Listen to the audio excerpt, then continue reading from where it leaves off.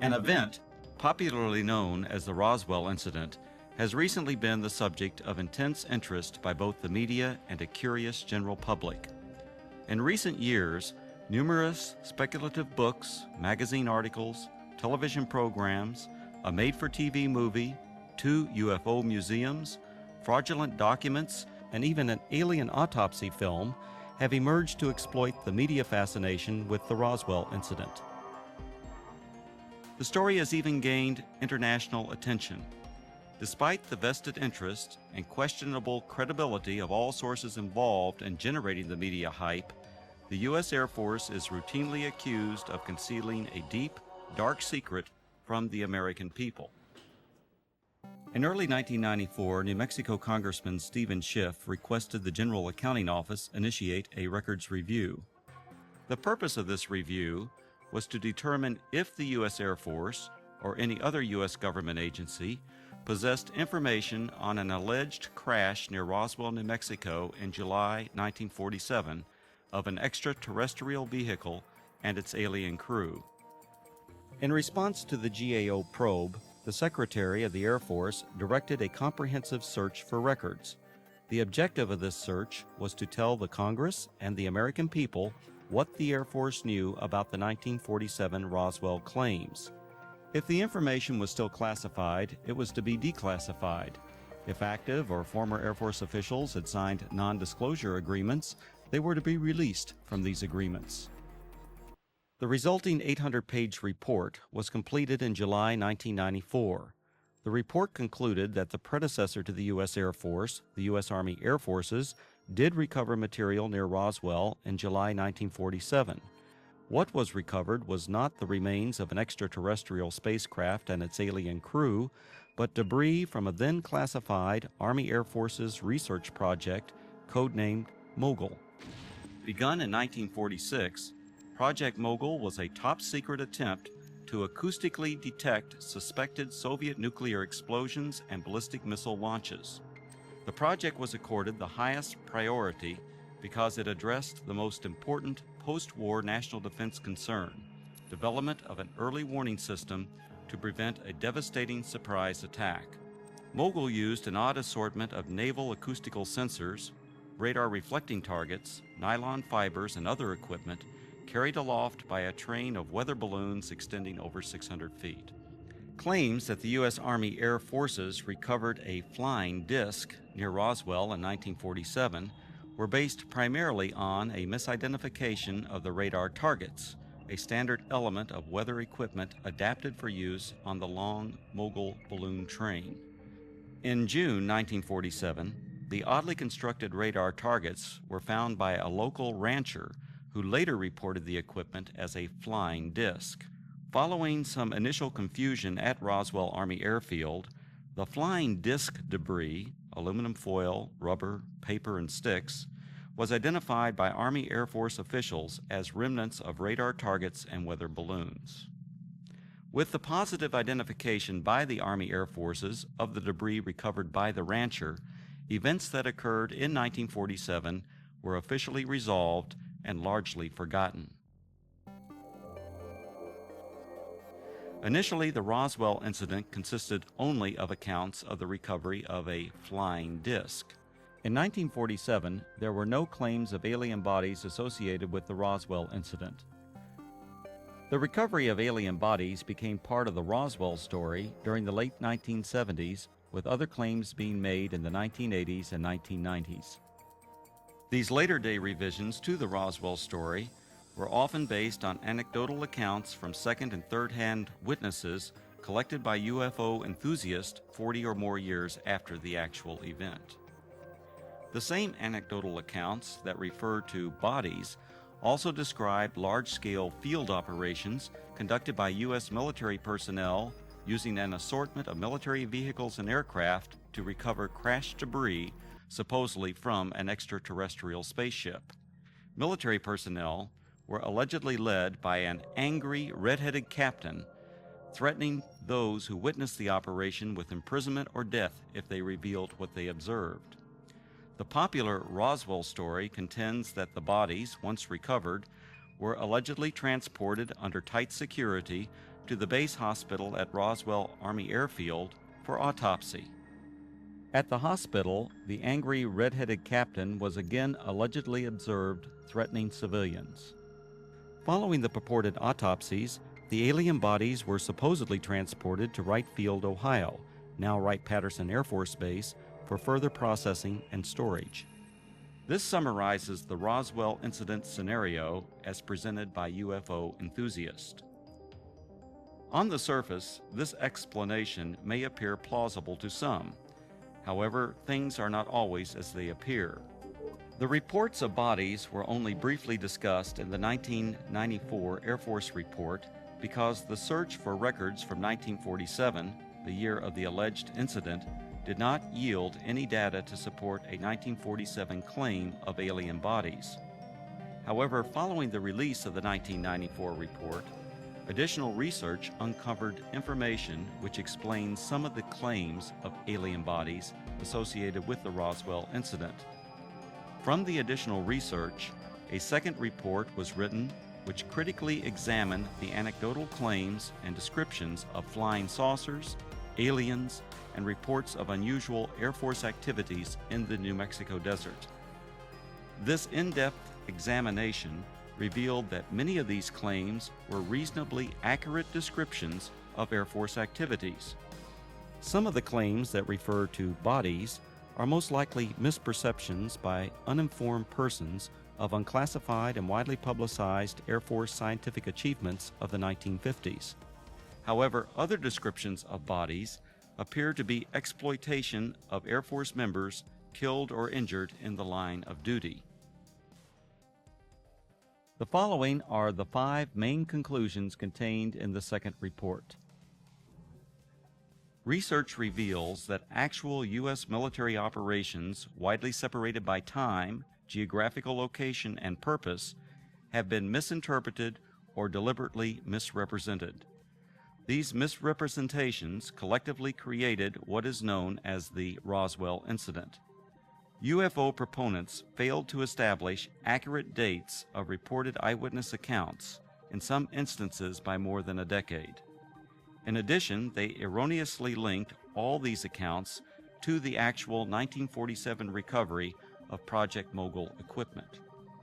Eventually, these misrepresentations transformed a series of verifiable Air Force activities into what some have described as the extraterrestrial event of the millennium. Reports of aliens in the New Mexico desert were actually anthropomorphic test dummies that were carried aloft by Air Force high-altitude research balloons. Critical examination of alleged alien sightings consistently matched the physical characteristics of these dummies, as well as where and how they were used. Vince, that new dummy cam is great. Yeah, it'll sure give people a whole new outlook on what it's like when you don't wear a safety belt. I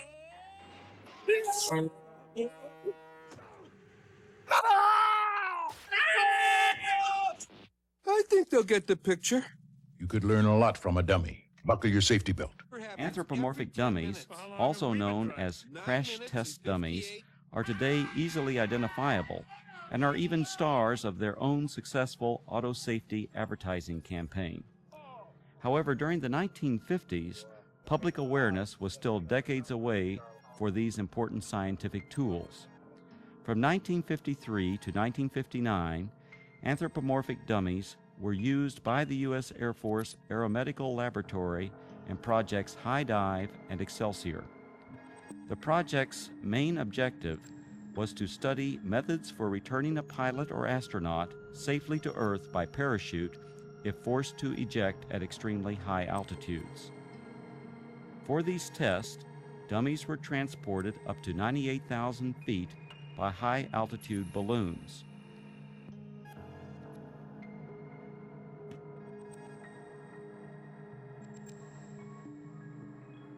The dummies were released for a free-fall period, during which body movements and escape equipment performance were recorded by a variety of instruments.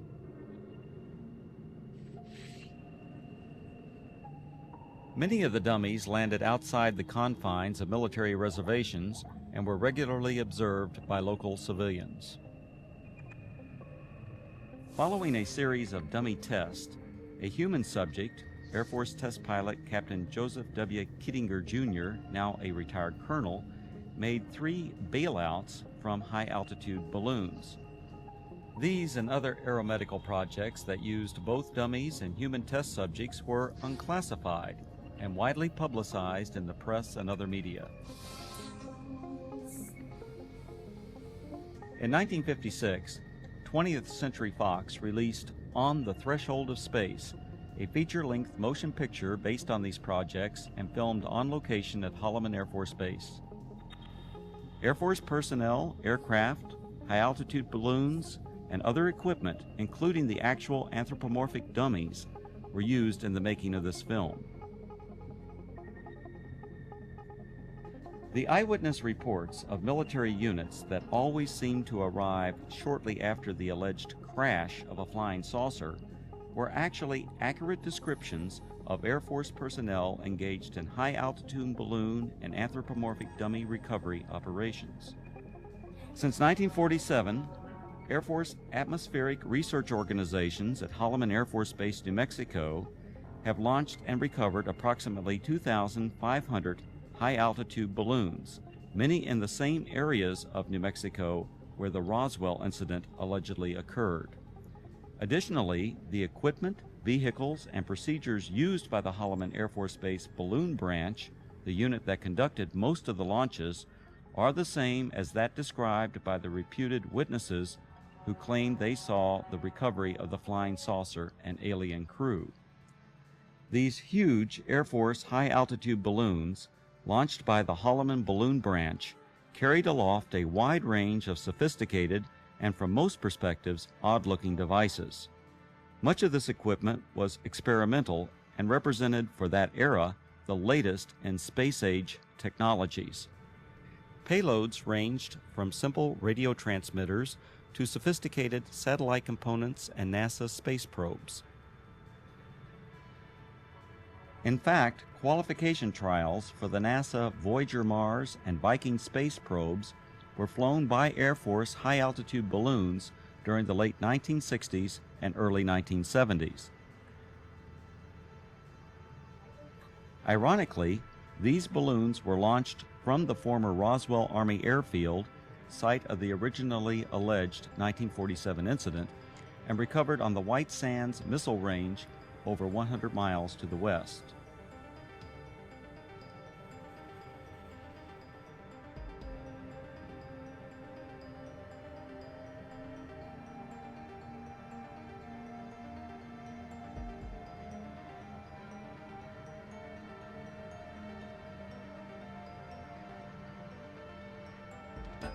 Recovering the balloon payloads was essential for accomplishing the scientific objectives of the high-altitude balloon program. The primary high-altitude balloon recovery areas were and still are located at predetermined sites throughout Arizona, West Texas, and New Mexico, including the area surrounding Roswell. To retrieve the equipment many miles from Holloman Air Force Base, recovery personnel operated a variety of aircraft and vehicles. The exact vehicles described by the witnesses as having been present at the crashed flying saucer sites. To expedite these operations, the recovery crews tracked the balloons optically, electronically, and from aircraft which directed ground vehicles to the impact areas.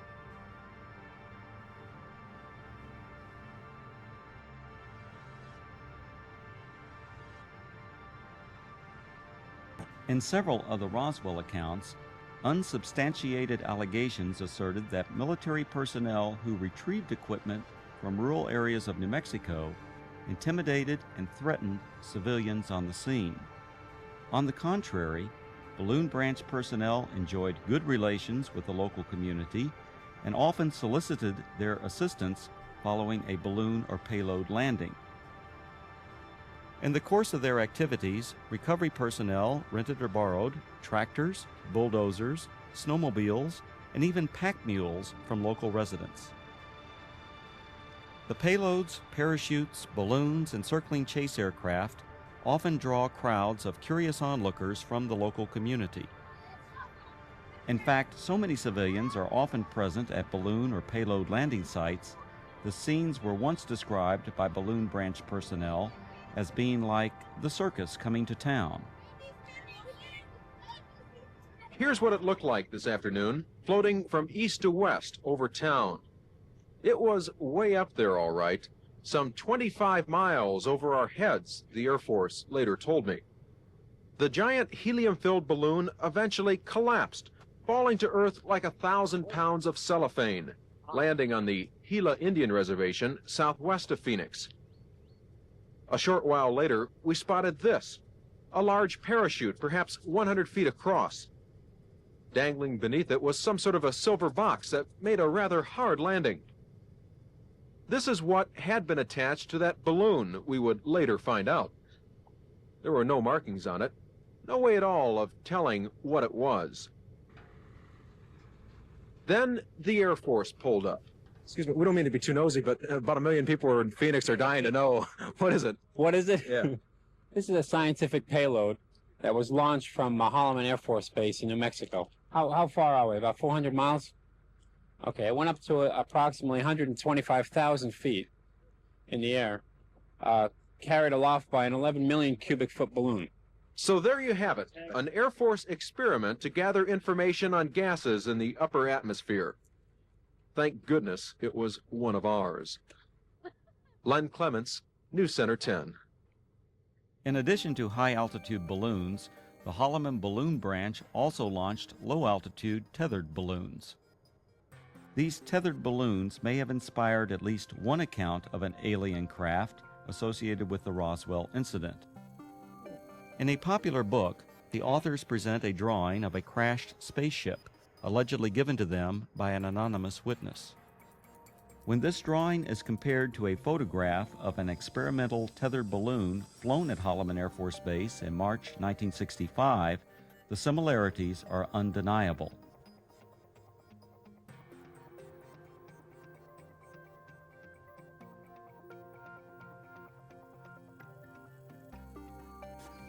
The red-headed captain was probably Captain Joseph W. Kittinger Jr. Captain Kittinger served as the project officer or pilot in all three of the Air Force's manned high-altitude balloon projects, Man High, Excelsior, and STARGAZER. Captain Kittinger was present at many balloon and dummy launch and recovery sites throughout the southwest United States during the 1950s and early 1960s. However, other than the allegations made by UFO proponents, there is no evidence of any kind that Kittinger confronted or threatened civilians. Colonel Kittinger's achievements as an Air Force test pilot are legendary. He has the standing world record parachute jump from nearly 20 miles.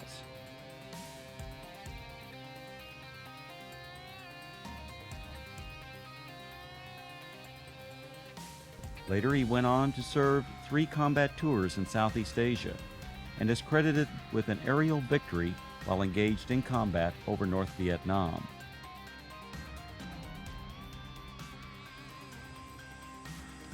After over 480 combat missions, Colonel Kittinger was shot down over North Vietnam and spent 10 months as a prisoner of war in the infamous Hanoi Hilton before being repatriated in March 1973. Colonel Kittinger made history again after retiring from the Air Force. In 1984, he accomplished the first solo crossing of the Atlantic by balloon. The final and most disturbing conclusion of the second Roswell report is the apparent exploitation of Air Force members killed or injured in the line of duty to perpetuate the alleged sightings of alien bodies. Claims of bodies at the Roswell Army Airfield Hospital were likely a combination of several aircraft accidents and an unusual manned balloon mishap. One aircraft accident occurred on June 26, 1956. 11 Air Force members died when their fully loaded KC-97 tanker aircraft experienced a propeller failure 4.5 minutes after takeoff. The crash site was approximately 9 miles south of the former Roswell Army Airfield, renamed Walker Air Force Base in 1948. The badly burned bodies of the 11 crewmen were identified and processed at the Walker Air Force Base Hospital. The alleged claims of bodies at the base hospital can be traced to a single witness whose descriptions closely match the condition and the circumstances under which these victims were identified.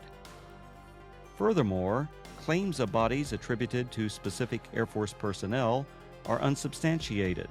Some of these individuals were not even present at Roswell Army Airfield in July 1947.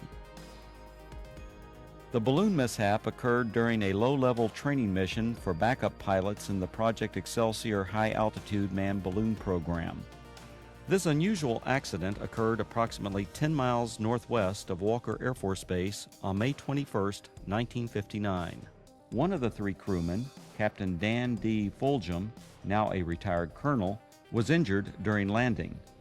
Following the mishap, Captain Fulgham and the other balloon crew members were transported to the Walker Air Force Base Hospital via a chase helicopter that followed the training mission for emergency purposes. Upon arrival at the highly secure Strategic Air Command base, the balloon crew was met by armed Air Force security personnel who remained with the crew until their identities were confirmed. As the Excelsior project officer and instructor pilot for this mission, the red-headed Captain Kittinger accompanied the balloon crew to the hospital.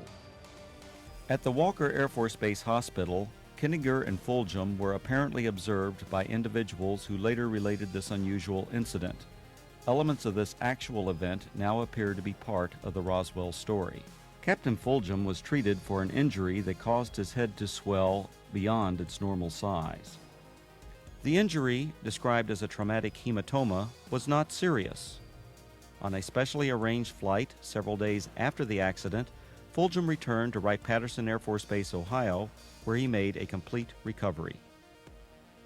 Fulgham went on to distinguish himself as a test parachutist and physiologist for the space program. He later flew F-4s in Southeast Asia, adding to his combat record as a fighter pilot during the Korean War. When critically examined, the Roswell incident is exposed as a conglomeration of many events, including aircraft accidents, that occurred over several decades. Misidentification of anthropomorphic dummies and experimental balloon-launched devices, combined with Air Force balloon operations portrayed as mysterious flying saucer and alien recovery teams, transformed verifiable events into what is now known as the Roswell incident. The U.S. Air Force and its predecessors have been the unsurpassed innovators in aerospace technology. Legendary Air Force leaders throughout this century have used technological advances to establish the U.S. Air Force as a premier military service.